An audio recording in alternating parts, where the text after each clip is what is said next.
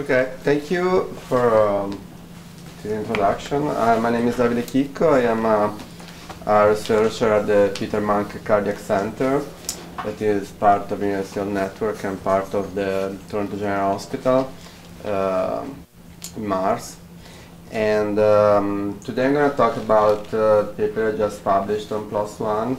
It's called Computational Prediction of Diagnosis and Feature Selection on Mesothelioma Patients' Health Records. Thank you all for coming, and thanks to Amir and the organizers for giving me the opportunity to present. So that's my paper just published. First of all, I want to say something about mesothelioma, that is a kind of lung cancer that maybe you already know, maybe you already experienced or you read about it in the newspapers. It's a special kind of lung cancer that affects people who had exposure to asbestos or amianthus, that are a particular material. And sometimes mesothelioma symptoms can involve pleural plaques. You can see a healthy lung or a diseased lung in that picture. And there are several symptoms like pain, difficulty in swallowing, fever, scarce oxygen and blood that affect people who have mesothelioma.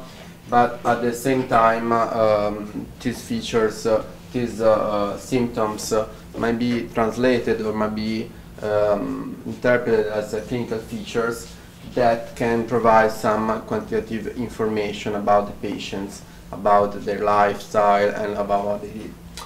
Even if the occupational history of the patient is still the most important feature, because if the patient had a significant exposure to asbestos or amianthus in the past, then it's very likely that he or she might have had developed mesothelioma.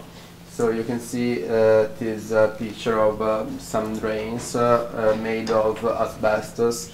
That is a material that was used a lot in Canada, also in Europe, like 30 years ago, before they discovered it's unhealthy and can create cancer.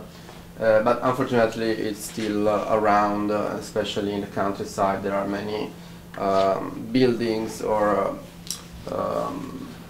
things that are built with asbestos or amianthus, even if that's a problem. So we all know that is a big problem, and every year like 50 people die in Europe for this, and around the world. There's still someone who thinks that, who doesn't believe that asbestos is a problem. You see a tweet by Donald Trump some 6 years ago saying that if the World Trade Center was made with asbestos, it wouldn't have collapsed during the 1911. Of course, this is completely wrong. It would have collapsed anyway. And by the way, every year 5,000 people die in the Americas because of mesothelioma, so that is completely false. Mesothelioma can be diagnosed with several imaging technologies in the hospitals, but like for example X-rays or magnetic resonance imaging, MRI, or positron emission tomography, PET, or to have the final diagnosis, you have to do a biopsy, like you can see here. That means removing part of the tissue of the lungs and then observing it. As you can imagine, all these machines are quite expensive. They take time, they take money, they need also some specialized doctors and trainees to use them. And the biopsy, of course, is very invasive, because having a biopsy is not fun at all. And so in this context, machine learning can be a very useful tool, because it can provide a cheaper, more effective, faster alternative method to predict, to show the diagnosis of mesothelioma, to predict if the mesothelioma is coming. It can be diagnosed from the features. And that's how we plan to address this project in this paper. So by analyzing the clinical data and the laboratory test results of patients through mesothelioma, we were able to predict if the patient is going to develop mesothelioma or not. We took this data set that was originally collected in Turkey at Diyarbakir in a university hospital, and was published in a paper in 2012 by these curators of the dataset. And then they put it online, publicly available on the University of California Irvine Machine Learning Repository some years later. And so it got public all over the world. And of course, you are also welcome to play with it if you want. So the dataset consists into 324 patients and 33 features, plus one target feature that is healthy or sick. For the imbalance, we have 96 sick patients that actually have mesothelioma, and 228 healthy patients. That means patients, individuals that have the symptoms of mesothelioma, but they don't really have actually mesothelioma. And there are several features in this data set, 33 features. Some of them are Boolean, like H on chest, asbestos exposure, or pleural level of acidity out of the range. Some are category features like gender, habit of cigarette, how many cigarettes does the person smoke, or type of mesothelioma. There are also some time features like age, duration of asbestos exposure, duration of symptoms, and then some real valued features that are related to the lab results of the exams that the patient did in the hospital. And the most important feature that we see is the target, that is healthy or unhealthy, or sick or healthy, or whatever you want to say. Anyway, these two conditions of the target label can, of course, be replaced by numbers 0 and 1. And so this problem can be easily framed as a typical binary classification supervised learning approach, and can be tackled this way with several methods that can be used. So we worked this way. First of all, we started from the original paper that was published 7 years ago, and we tried to outperform their methods for the prediction of the diagnosis by using several methods and trying to obtain better results than the original Turkish researcher did. And then in the second part of the project, we asked what are the most important features that we're gonna notice in the dataset. What are the most important features that can really say if the patient is gonna have mesothelioma diagnosed or not? And can you just clarify whether the features came from one GP or one center or collection of centers? Came from only one hospital Okay. in southeast Turkey, the one that I mentioned earlier. The hospital of the multiple GPs or doctors, or did it come from one specific specialist, or? We don't know, I have Okay. to say. Just curious. We don't know. So for a diagnosis prediction, we started with a probabilistic neural method as first algorithm that we tried, just because it was the algorithm that they used in the original paper. So as you know, a good practice in machine learning is always to try to replicate the results that are being published with try to form in a precise approach. And probabilistic neural network, it's a neural network that computes the output values as an estimation of a probability of a class membership. And it's a lazy learning method. That means that there is no backpropagation, there is no iterative training procedure. And instead of training the neuron weights in a probabilistic neural network, we assign the values to them. So how it works is there is an input layer that reads in the input values, that in the case it's all the features of every patient. And then there is a pattern layer that computes the radial distance between each pair of inputs through a Gaussian function. Then in the summation layer, the neural network sums all the values output from the previous layer and generates some probability values that estimate the likelihood of the class membership. And then at the end, after the summation layer, the method assigns a value that is true or false based upon the most likely Boolean category. That means that after this phase, there is one node that represents the likelihood to be true, and the other one that represents the likelihood to be false. And then the one that has a higher value then will propagate the value to the last layer and will return true or false.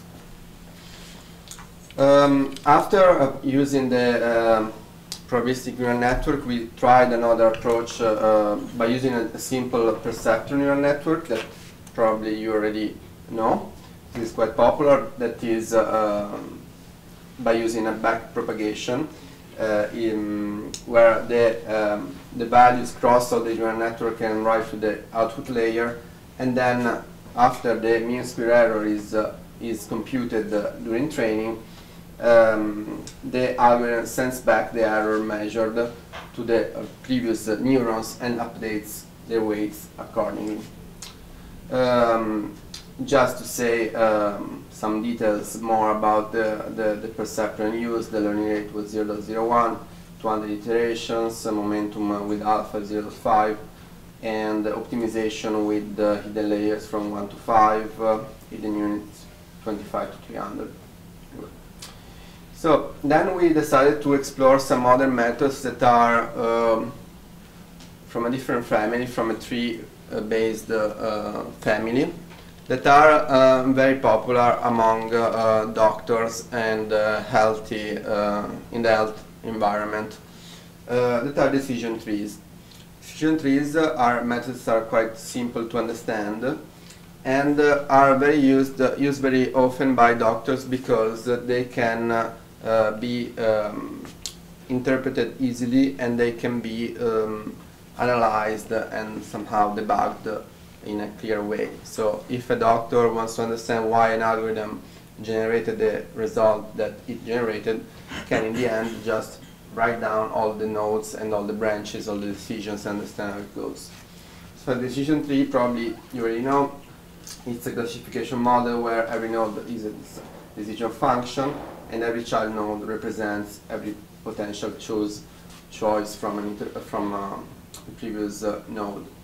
And then the tree applies the decision function to each node repeatedly and associates the data sample to the corresponding child. And it does that until it reaches the end. A particular variant of decision trees is the one rule method. It is another tree-based method that is based upon the idea of generating so this method generates one rule for each possible trees that are possibly generatable, and then it selects the one that has the lowest error rate and considers it as a one rule. So I explained very badly, but the point is that it will try all the possible trees that are generated by following one rule, all the possible rules within the decision tree, and then it will select the rule that generated the lowest error, and that will be the one rule that's going to be used by the algorithm. And finally, we tried with random forest, that is some learning method where a set of decision trees are used. And random forest uses subsets of data instances and subsets of features, and then computes the majority vote between all the possible trees that are being generated. In the end, we'll predict we generate true or false based on this majority vote. We first run these methods on the complete data set.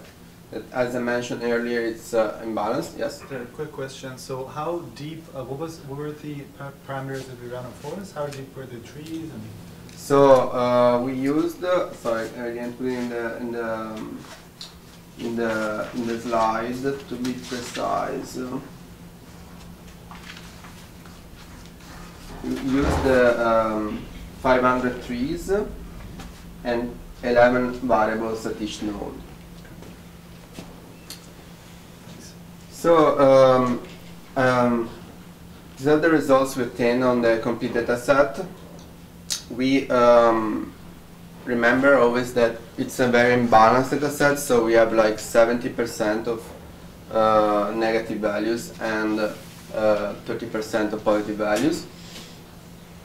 We used several metrics to verify our results. Accuracy of 1 score, sensitivity and specificity, but we put, we highlighted the results we obtained with the matrix correlation coefficient. That is a binary classification metric that is this one. You can see the formula here that takes into account all the 4 categories of the confusion matrix. So true positive, true negatives, false positives, and false negatives.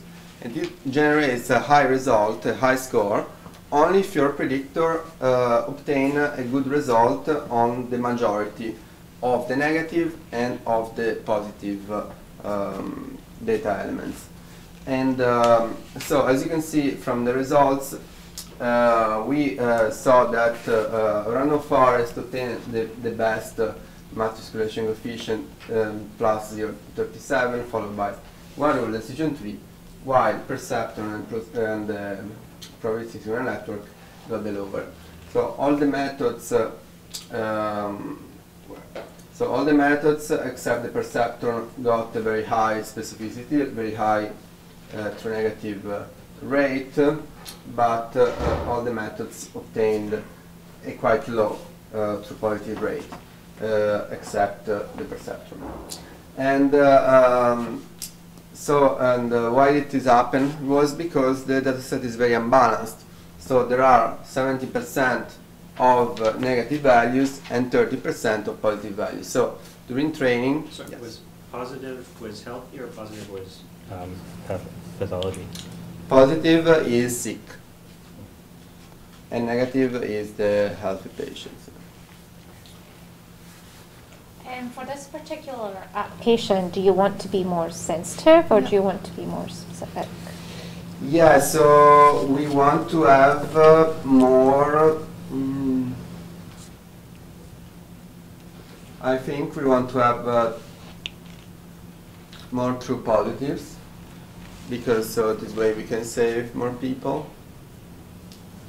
I would say, yeah, it's a very good question.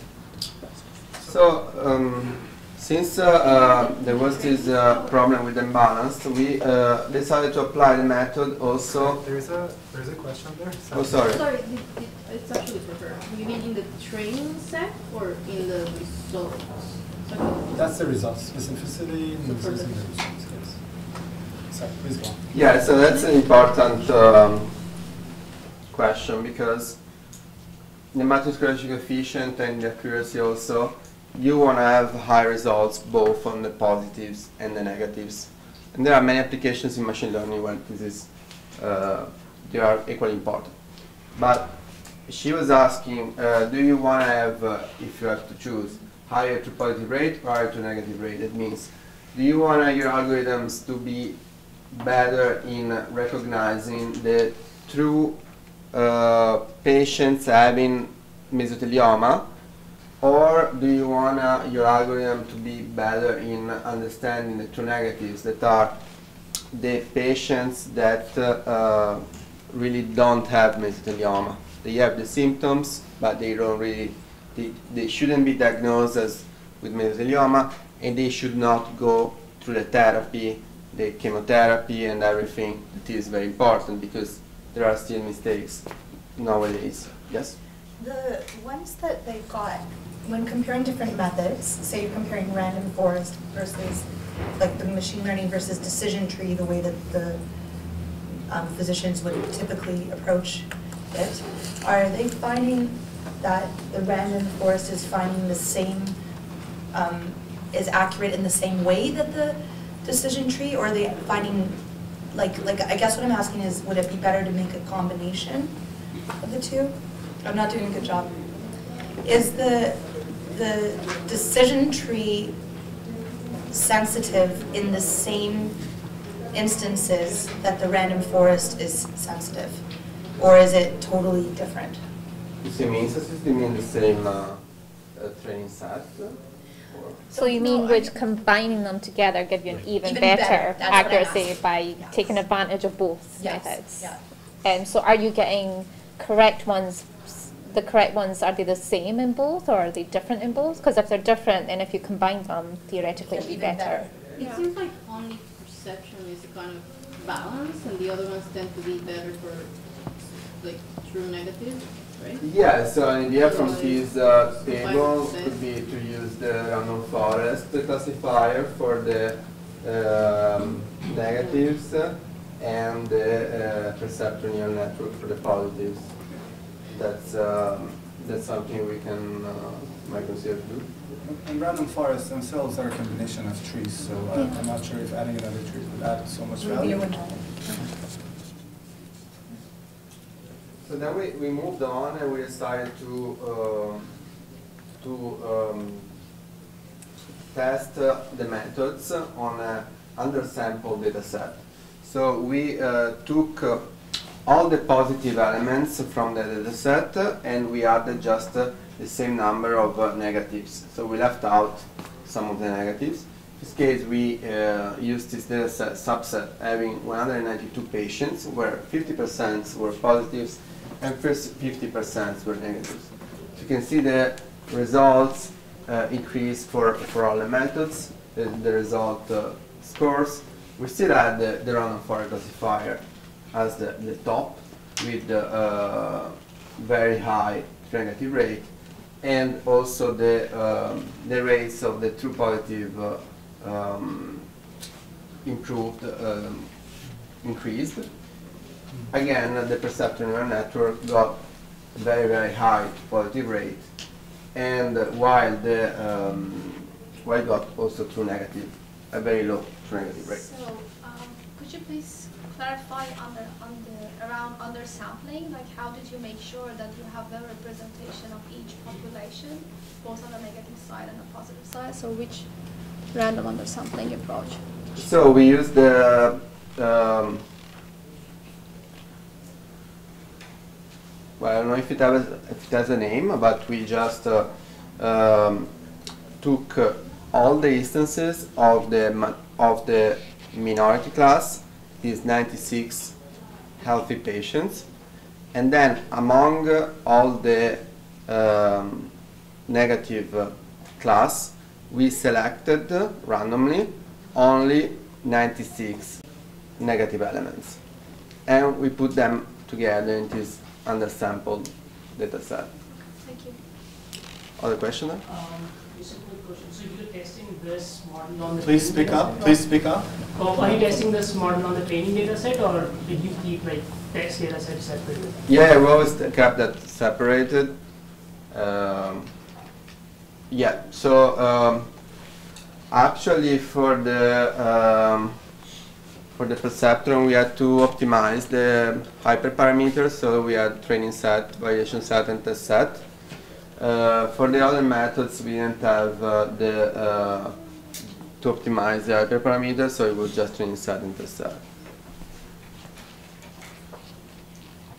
Okay, then break. Okay, now it's time for a break. Okay, great. Thanks very much.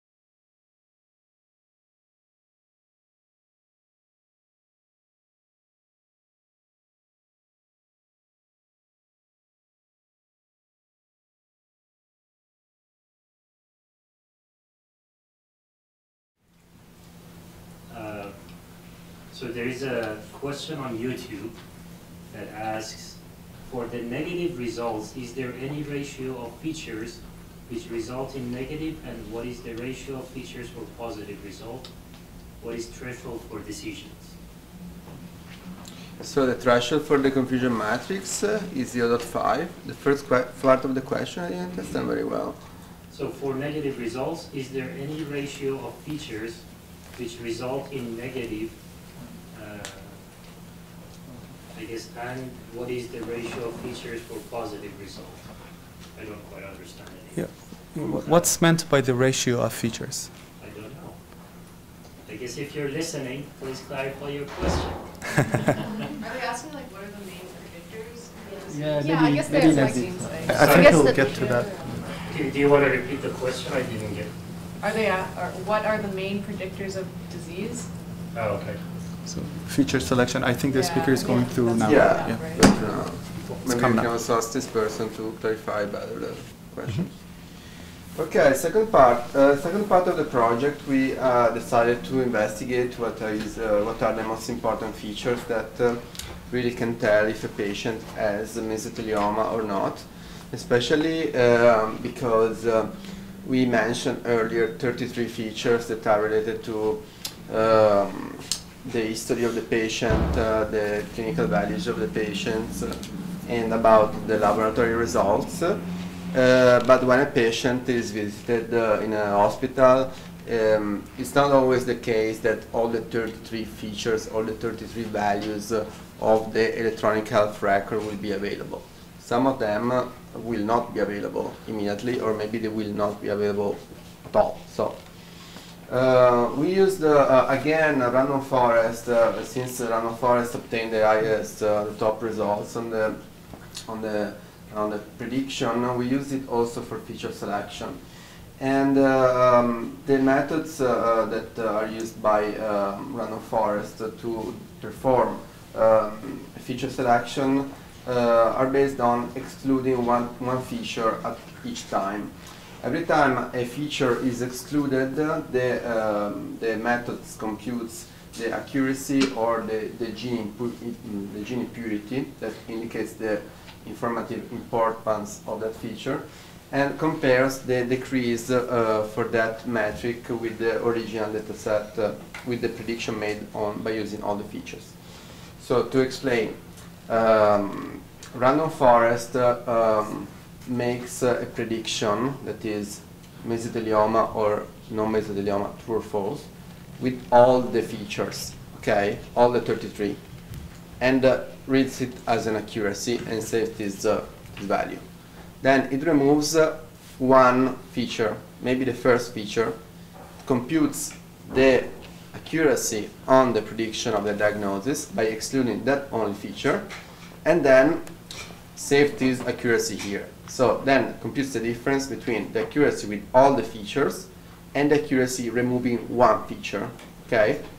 That difference is the importance of that feature. Then it repeats with the second feature, with the third feature, with the fourth feature, all the features until it gets 33.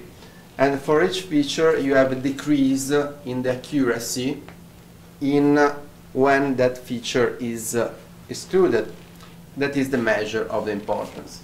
The other metric that is used that I'm not going to go in detail now, it's the gene impurity, that is based more on the probabilistic, on the probability that a value will result in the diagnosis.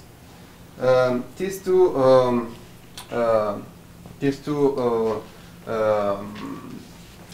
so random forest generated these two rankings, one on the accuracy decrease, the other one on the gene impurity.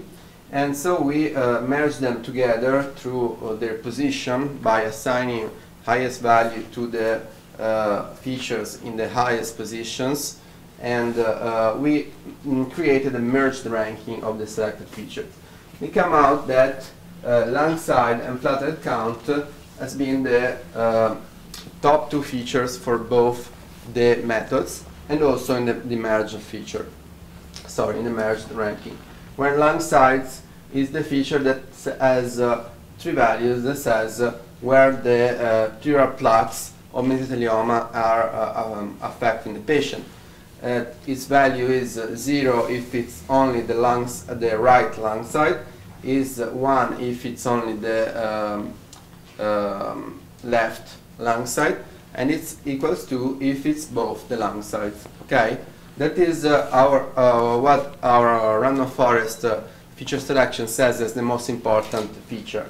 If you have pleural plaques traces on both the lung sides, it's more likely that you're going to develop mesothelioma. That is something that is not revolutionary because it was already known, but anyway.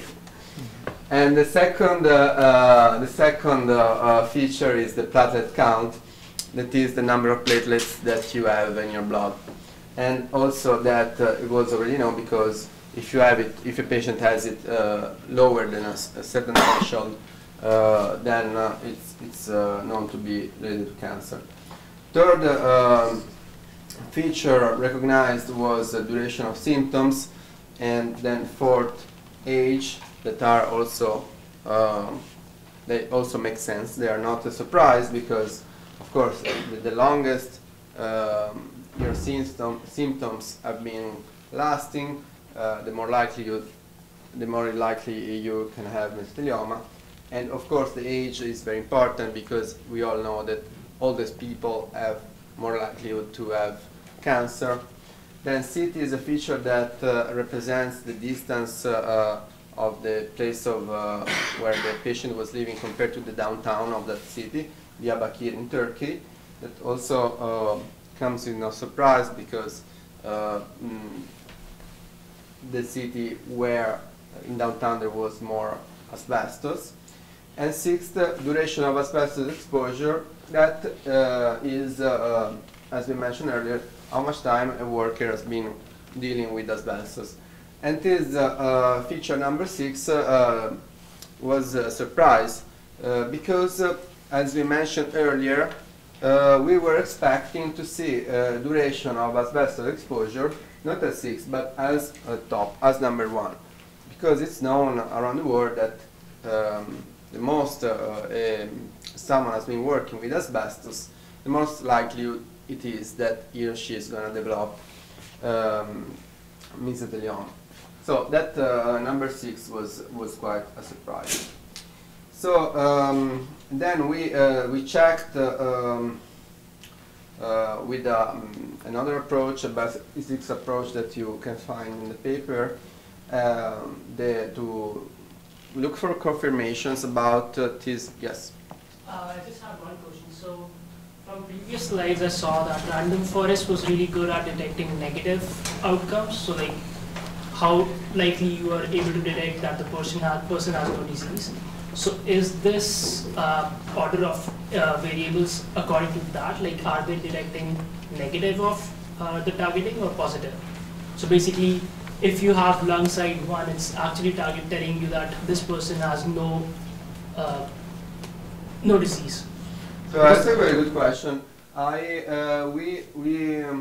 So the random forest here is the results of the random forest feature selection are for both positive and negative, so healthy patient and mesothelioma patients. So we didn't think about exploring them separately, but that could be a future development that we can address, because effectively, if we applied, it would be interesting to see the most important features for the healthy individuals and the most important features for the disease patients. So that's something I think we should consider. Yes?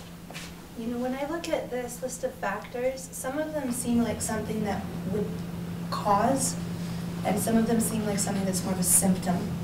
So did you ever think of splitting them, or why did you choose to put them together? Like, for example, a platelet count seems like, or duration of symptoms are symptoms, but exposure is more like a causing thing, you know?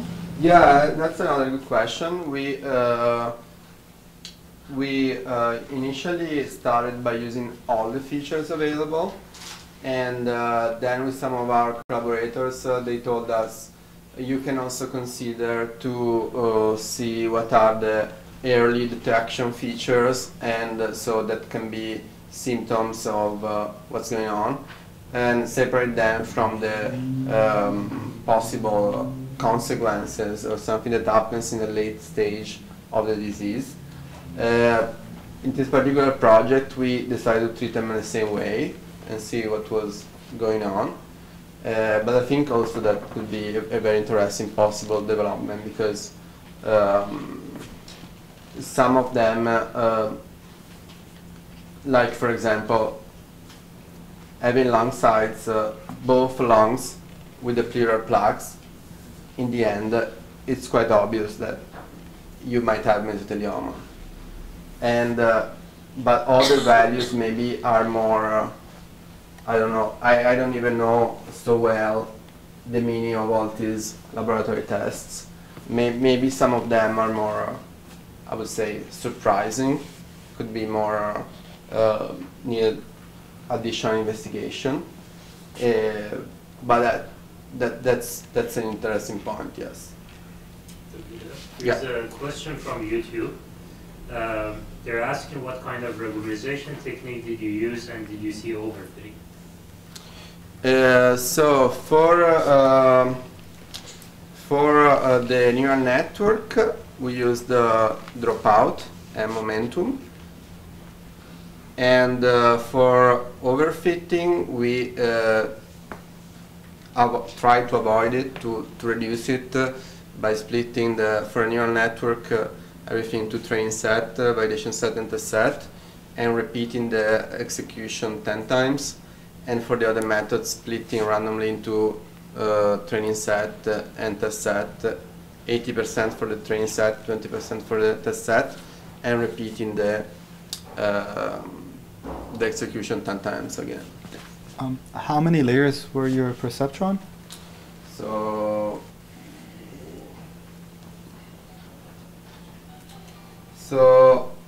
was from 1 to 5, and then from 25 to 300 units. I think in the optimized version was 3. 3 layers? Okay. I think yes. Because smaller layer size is also a way of regularizing your network.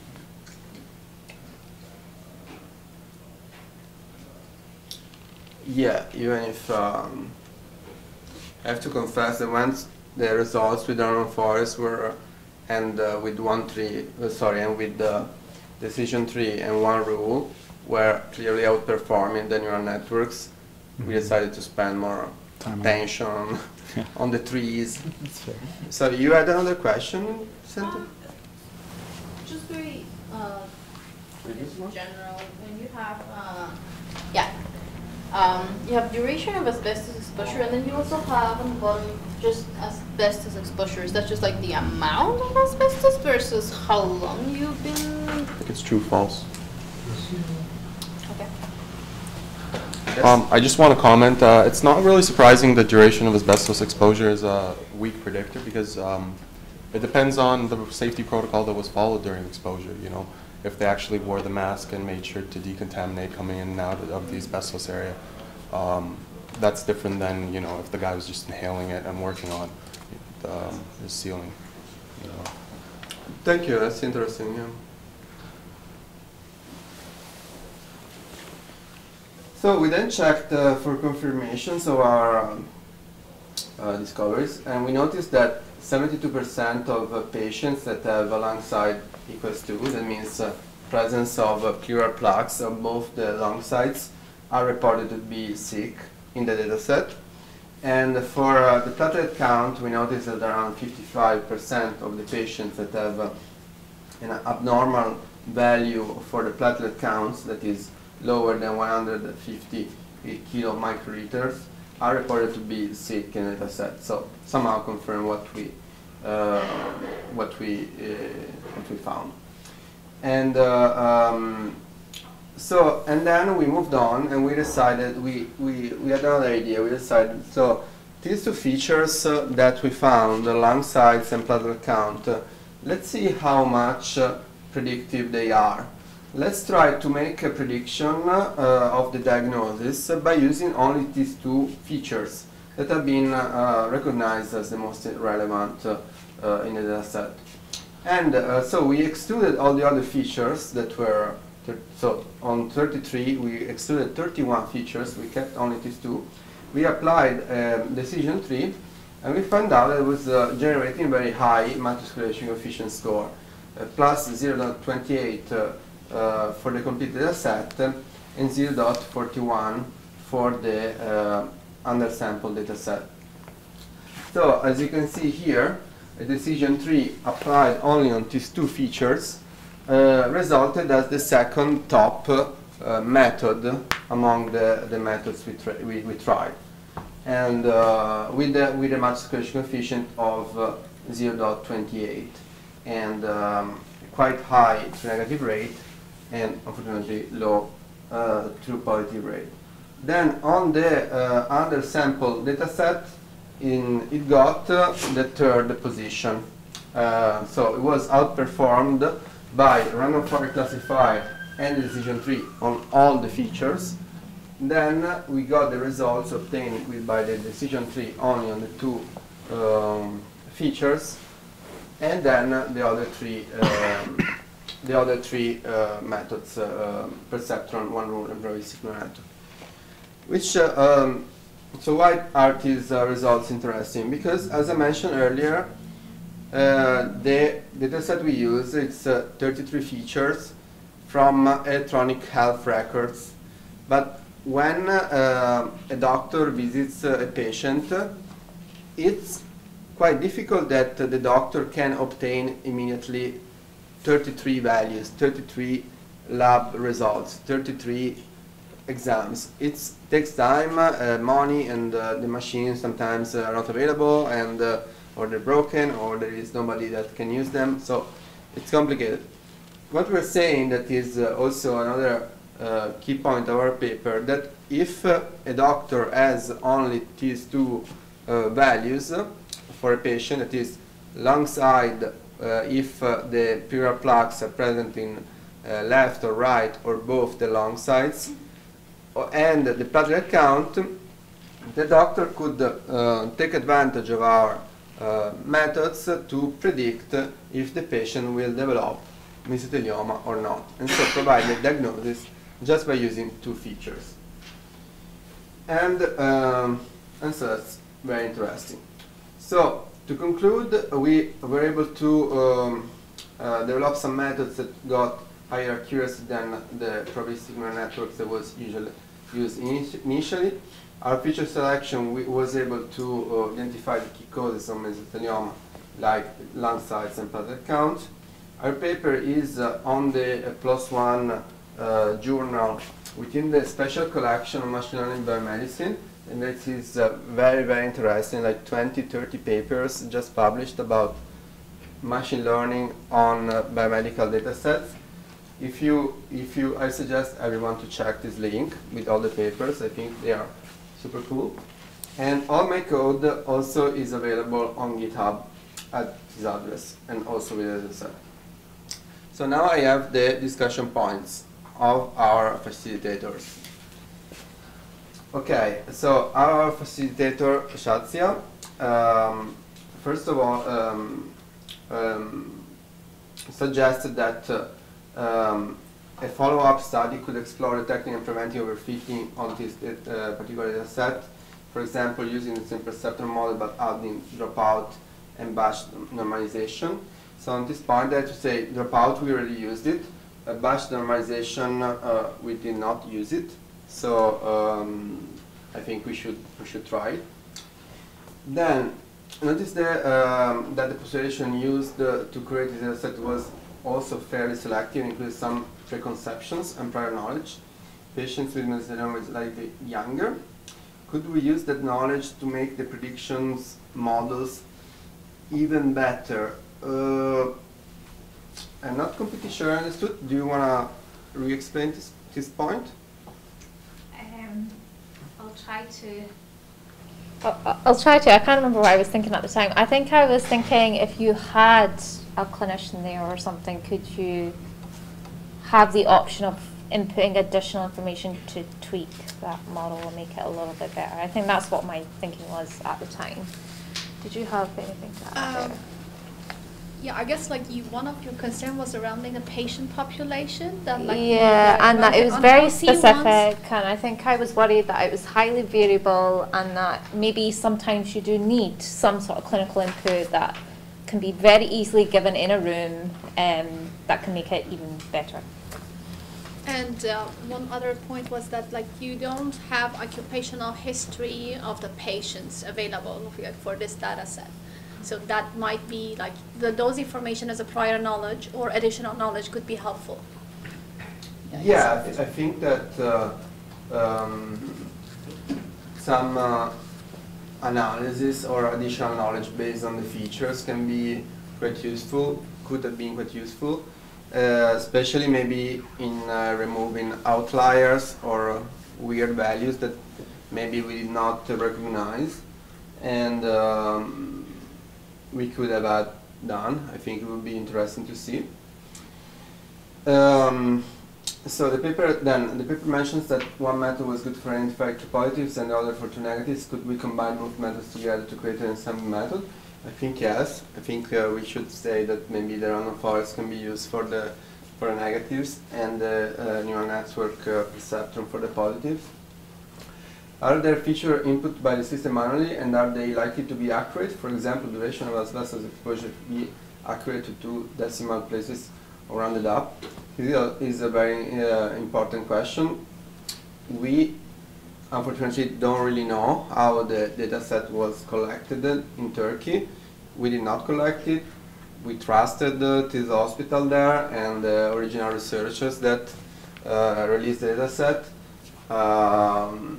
We cannot be completely sure they were collected properly, but I would say that from when you send a dataset on the University of California Irvine Machine Learning Repository, they do some checks, so we trust them for what they did.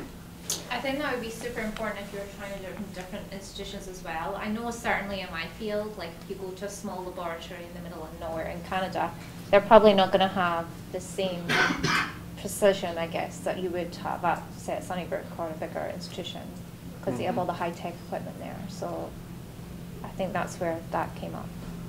Yeah, if you wanted to expand it. For anything that was in our possibility, I think we did everything, but we still cannot be completely sure.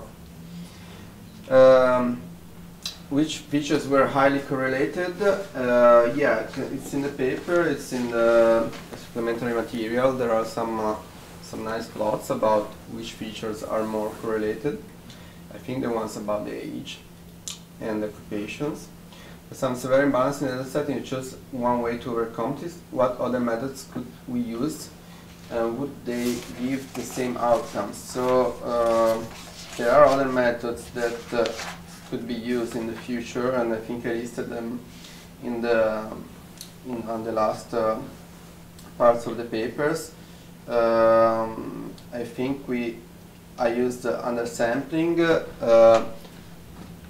Also, oversampling can be used, while some artificial patient profiles could be generated and input them inside the dataset.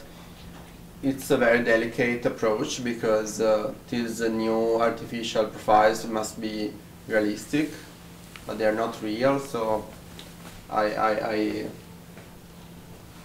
maybe there should be. Could you use the existing data set to create some sort of distribution and then sample from there? Because then you can almost guarantee they'll be realistic, right?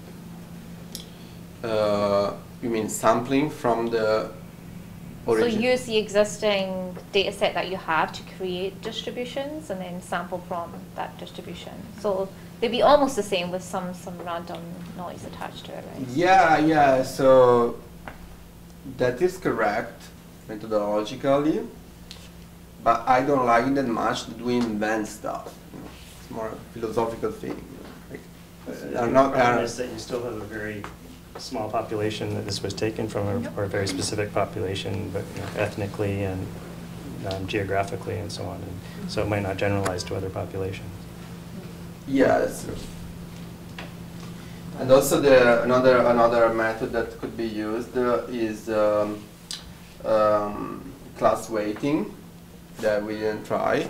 That is, you give different weight for the positives and the negatives, and a little more weight, importance to the minority class.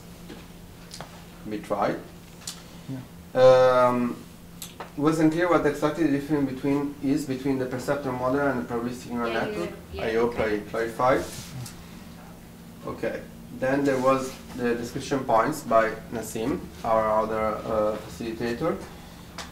What is most important? What? Yeah. Go, sure. Yeah, I wanted him to finish the discussion points, but yeah. So they asked, you used dropout. Did you use different values for different neurons, or the same values across the board? No, it was the same value, 0.5, for all the neurons. And they asked if there is any specific reason as to why you chose dropout over L2 regularization. No, there was no particular reasons. I would say that, okay, maybe it's not super professional, but once with the 3 models we're getting better results, I kind of stopped to investigate so deep learning tricks. Yeah. Sure. But you can say it is anonymous user to give some suggestions if you want. Yeah, so Salman, if you hear me, leave us suggestions. Thank you. We're organizing a workshop on regularization. So what was most important than user true positive rate or true negative rate? So we mentioned that earlier. I would say true positive rate, so we can try to save people, identifying mesothelioma patients and trying to save them. On the other side, it's also very important to identify true negatives because they are healthy individuals that are mislabeled as people with mesothelioma, and they have to go to chemotherapy and suffer a lot. And unfortunately, it still happens in many hospitals.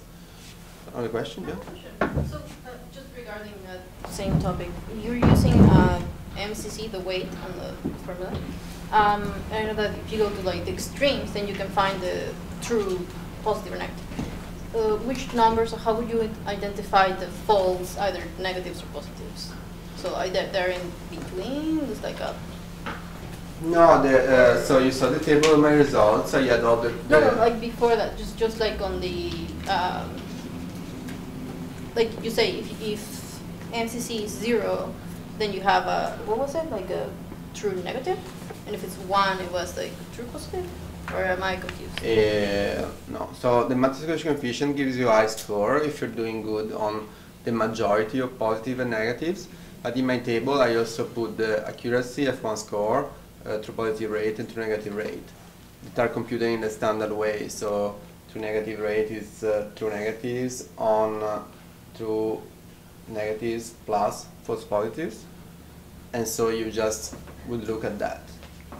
So if you want to focus on the true positive rate, on the patients to be classified as, on the individuals to be classified as mesothelioma patients, you would not look at the matrix correlation coefficient, but you would just look at the true positive rate. Oh, okay, so where was it? For example, here, if we say let's just check the true positives, you forget about the other columns, you just look at these. Okay, you don't look at anymore the matrix correlation coefficient. Okay, is there a selection bias, the patient's population age range? Selection bias, I would say,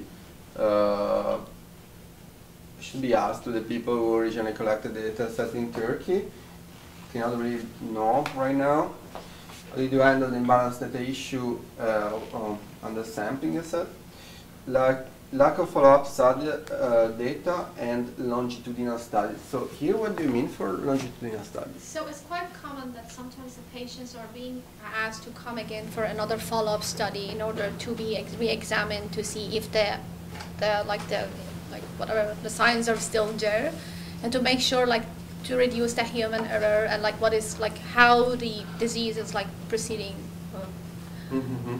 Yeah, we don't have, unfortunately. And like whether the levels of like, I mean, all those increases or decreases, because sometimes it's just like that for some of the features, like basically the, based on the physiology, some levels may change over time just because of the anatomy of the patient. And not necessarily they are representative of a disease.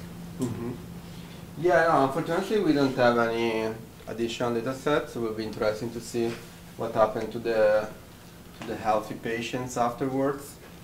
And actually, like I forgot to add that, like usually, so this is a single center trial, like data, and usually like, so they are very limited to, like as you also mentioned, to one ethnicity for a certain region, and like these symptoms, they may vary from one region to another region, with different exposures, daily exposures to different materials.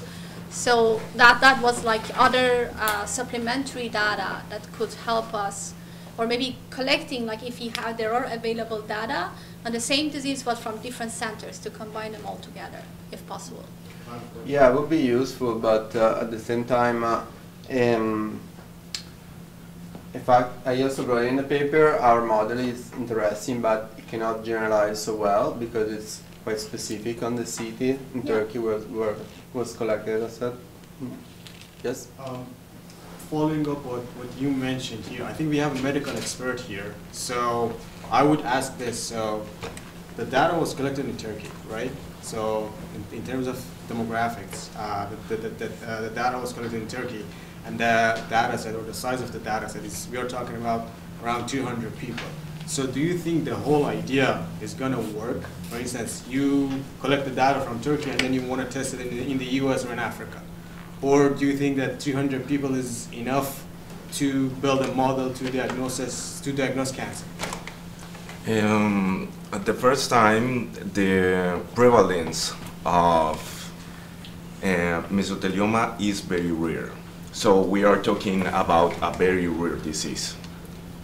Second one, the prevalence of disease is completely related to the exposure of asbestos. So more than the geographical location, it's corroborated that the exposure of asbestos in that city is the same as in other cities. In the third term, about you show one table that, at least from the medical perspective, is very important because it was talking about the most important things, at least in studies in medicine, that are sensitivity and specificity. And when you make a study, you want that the specificity and the sensibility be high, the both of them, not just one very high and the other low or the other in the middle, no, the two of them. One good study, I'm a radiologist, and one good study to diagnose appendicitis, it's about 85 for sensibility and 90 for specificity. That low, very low sensibility for that study, it's not acceptable in the medical environment. Maybe we can discuss about specificity, because specificity is when you want that a patient that you suspect have a disease, you can be completely sure that they have that disease. So when we use sensibility, we use that sensibility when we want that all the patients with diagnosis with one disease, they could be correctly diagnosed with that disease. We make that for cancer, for breast cancer, for cervical cancer, for all the patients we don't want to miss. So after we make that diagnosis, we apply a study with high specificity to corroborate that those patients has the disease. So that's why just look for one study or one feature with very high specificity and questionable sensibility. It's not it can be successful translated for a medical use. About the question, and the third thing is the ground of truth. We are talking a very rare disease, so we need to be sure that that disease is correctly diagnosed in that population. And there is not in the paper, we cannot be sure that that disease you're talking about is in that patient, because there is no biopsy, there is not liquid, and there is not cytology, there is not, they lack a lot of things to be sure that that database they send you is correctly with the disease they are looking for. So just want to point out that, maybe there is, but just we don't know, or maybe just the speaker doesn't know exactly how they have been, conducted, and that's a fair point. Like for a data set, you do want to know how it's been curated, but I'm just leaving the chance for it being done properly, but not released to the public. Of course, that's a risk in all the database you are knowledge. Yeah, I think your points are quite interesting. One thing about, I want to say about what you said about 80% sensitivity and 90% sensitivity. It's true that there are papers that claim them, but then many times they have a lot of issues and flaws in their or methods. Maybe they train and test on the same data set. They add features that should not be included. So from what we did, I would say that for this data set was the top score that is available at the moment. Of course, I completely understand that those are not, there is not like biopsy, there is not a blood sample, there is not a CT. I completely understand that. Just I'm trying to make like the parallel between that result and the results in medical practice. Okay, thank you. Yes? I'm sorry, just another quick question. So he talked about the sensitivity of true positive rate and false positive, and true positive rate and false positive rate. So did you have a chance to draw the ROC curve and then sort of compare that which model or which algorithm is giving you less false positive rate and high true positive rate? So if you look at the ROC curve, you will know that how to choose which model based on the problem that you're trying to solve. So did you have a chance to look at the ROC curve? No, we didn't see.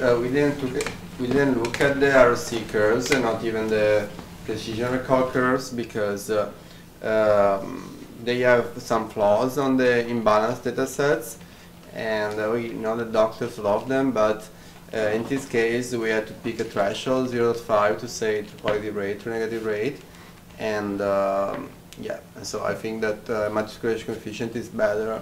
It's a better way to measure the performance. So we had a question over there. He's texting right now. I just wanted to say, so the true positive is the biopsy result? Yes. Okay. Okay, interesting. Thanks for the question. So I have an online question. It's a comment regarding the earlier comment. So they pointed out that, they laughed out loud, LOL. In most cases, I find L2 regularization to be a tiny bit more precise based on their experience. And also they're saying that if you change the dropout probabilities per layer, it's just more happy parameter, which I assume is going to be more prone to overfitting. And that's their comment. And I have my own comment. So yes. With the usually one way to get to know that it's overfitting. So to me, the fact that one algorithm is doing better in true positive rate, the other in true negative rate, I take that as an indication of overfitting, which is fair because you have so few data points. And the other way to make sure that it's overfitting, which was this person's question as well, is that you can test actually on your training set and see how well it performs. And if the performance drops in your validation or test set, then you can say for sure that it's overfitting. I was wondering if you had a chance to sort of... No, I didn't know about this method. So you train on the training set and then test on the training set? Correct. What do you expect to see, 100%?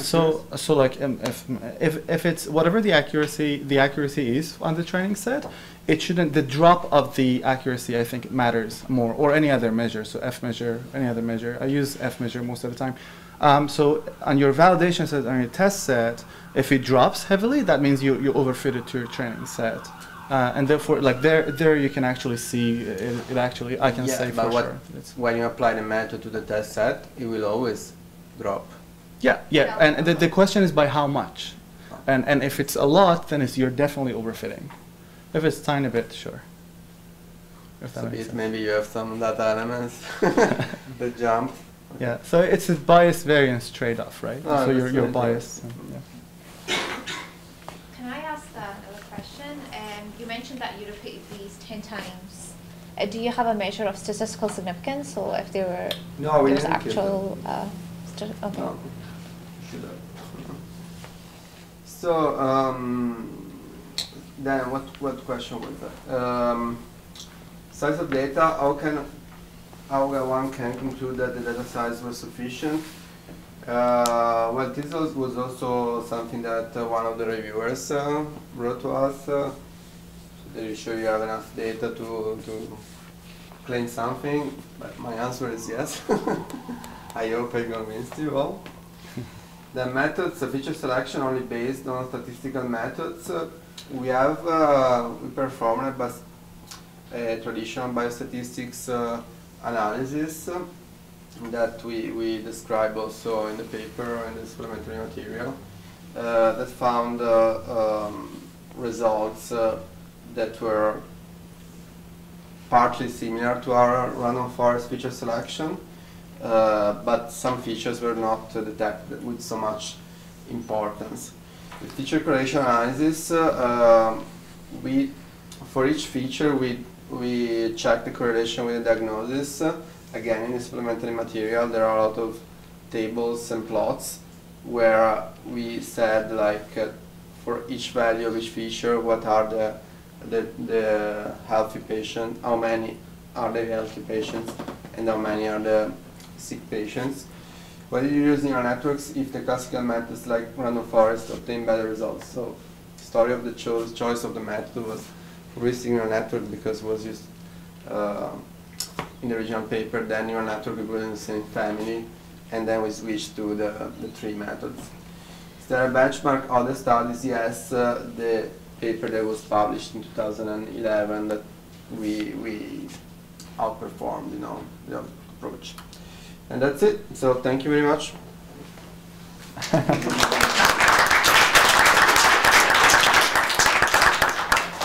If you have other questions, you can answer.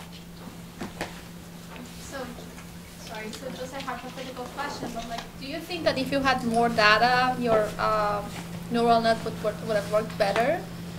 Yeah. Well, with more data, in general, all the methods work better. I think.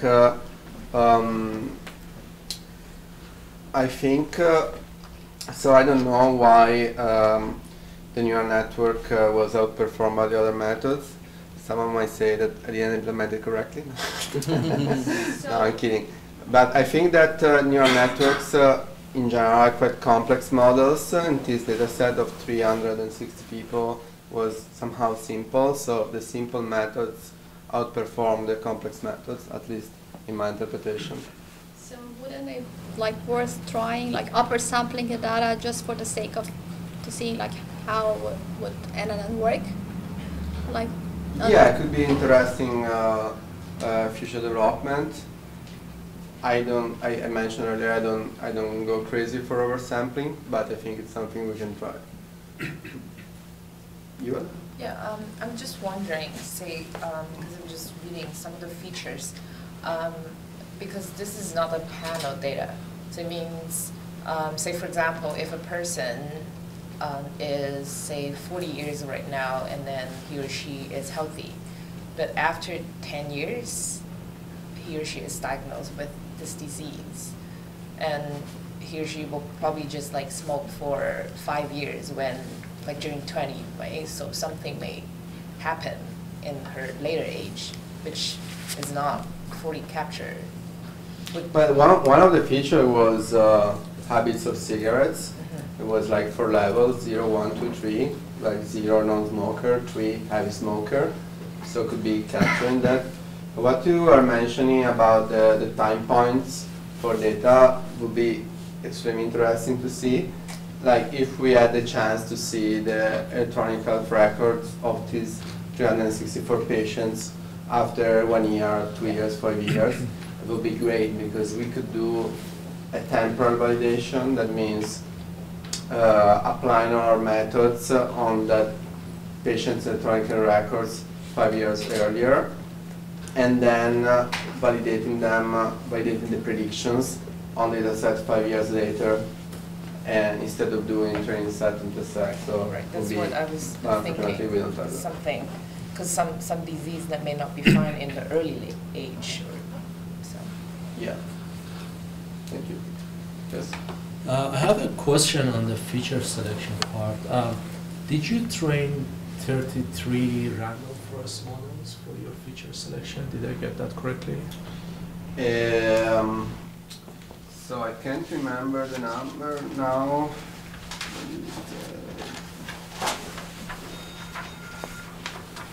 That was based on the number of the features, right?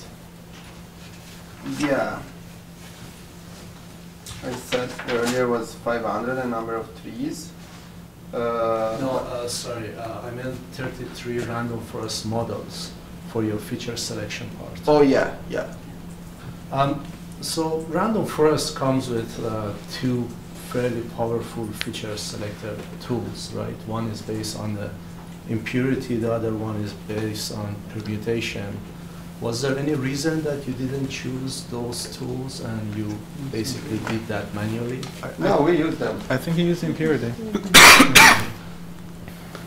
But for the permutation part, I think you're training 33 models, right?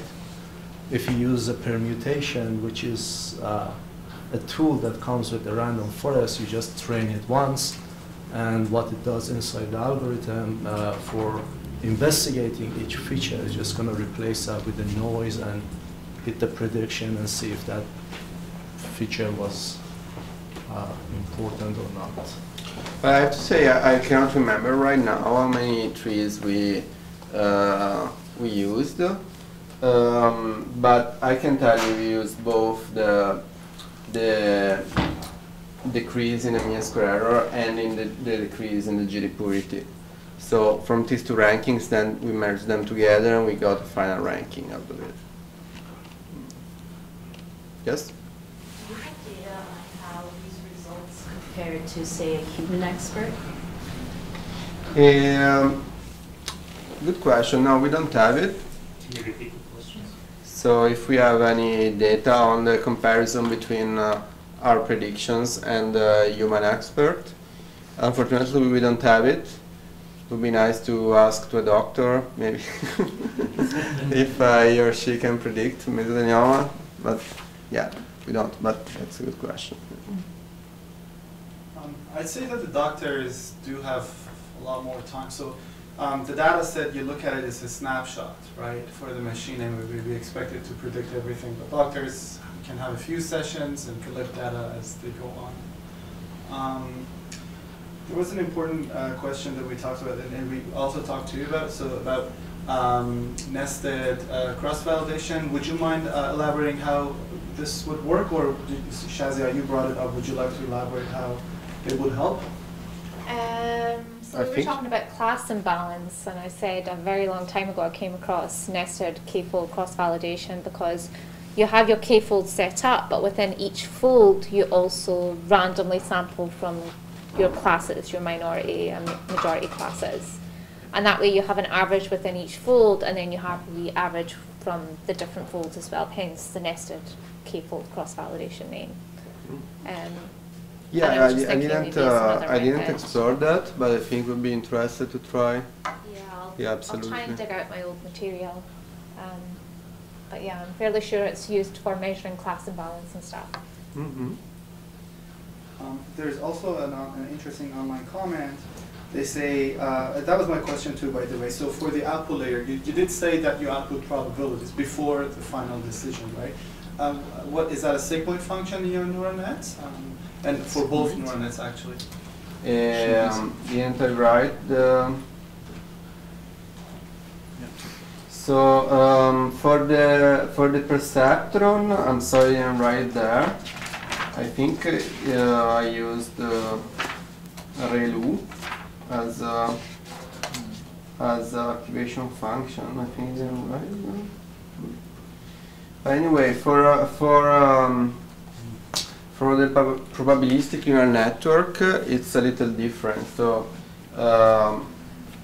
these two, in the summation layer, each pair of possible likelihoods from each two nodes, all the pairs are summed here, and then like the upper neuron is the likelihood for the all data instance to be true, and the second one is the likelihood for the all instance to be false. So then if the upper one has value that is higher than the lower one, then the result is true, otherwise it's false. So after all these sums, if for example this value of the upper ball of the upper neuron is 0.7 and the value of the lower neuron is 0.3, then it will return a true. If it's this is 0.4 and this is 0.6, it will return a false. Sure. And there's no back propagation, so it's just one way. And they also asked if you used, and what you used for weight initialization. Did you use default values, randomly initialized? I think for the perceptron I used the Xavier initialization.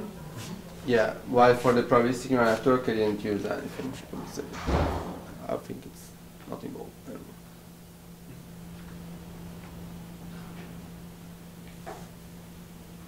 Can I ask one quick question? I'm genuinely curious because I work with pixel data, and I'm curious how you feed different types of data into a neural net or random forest, because you have booleans and you have categories and you have scores. Do they all have the same weight when they go in, and do they take the same number of neurons? I'm just genuinely curious. So in this project we didn't have any images. Right. So I'm just saying, so when it's simple with images, each one is an integer, each pixel is an integer, and that feeds into the neural net. But here you have Boolean values, and you have categories, and you have scores. So yeah. So first we map them into numerical values, the ones that were not already numerical, and then we normalize them between 0 and 1 for each column. Okay. So each column had values between 0 and 1, and then we input them into the methods. So those that were categorical, were they? Some of them were gradual, right? So heavy smoker, non-smoker. So that's fine to be, I think, transformed into numeric. Did you have any categorical ones? Because like, if it's I don't know, a male or female, being transformed into floating point values seems a little bit not too straightforward. Well, that's a good question. Yeah, we had to map them into numerical features, into numerical values. I don't know how to tackle that problem. That's very common, but open for suggestions. I think I binarized them, the categorical. But yeah, there's not any, yeah, that's the best I would do. Yeah, because how would you binarize scores? Male or female, 0, 1. So if you had a score of, I don't know, dose, I don't know what the features were, how would you? If you have a score, then normalization is fine, right? Because it's already a score, it's continuous already. Yeah, I'm just thinking about the depth of the network and how some of them will require more complexity than other. I mean, that gets very complicated very quickly, but I'm just imagining some of them will require more complexity, whereas others less so, less deepness. Yeah, I mean, these networks don't get too deep, right? Yeah, true. But yeah, that's a good point. So in this case, for the category features, the city was the distance from the downtown, so it was somehow already kind of a numerical sense. Habits of cigarette was also a category based on the progression. Alongside I mentioned left, right, both, so performance status if you are still capable of doing basic things, so it was still kind of progressing. Type of mesothelioma is the classification of mesothelioma in the standard, so highest values were like the most complicated cases, most lethal cases. So I would say that in this case, in this data set, except maybe the gender that was, sorry, there was, should have been sex instead of gender, but anyway. 0 was woman and 1 was man. That was the only artificial mapping between the categories and the numerical word. But that's a problem. I think should explore more in the future. Yeah.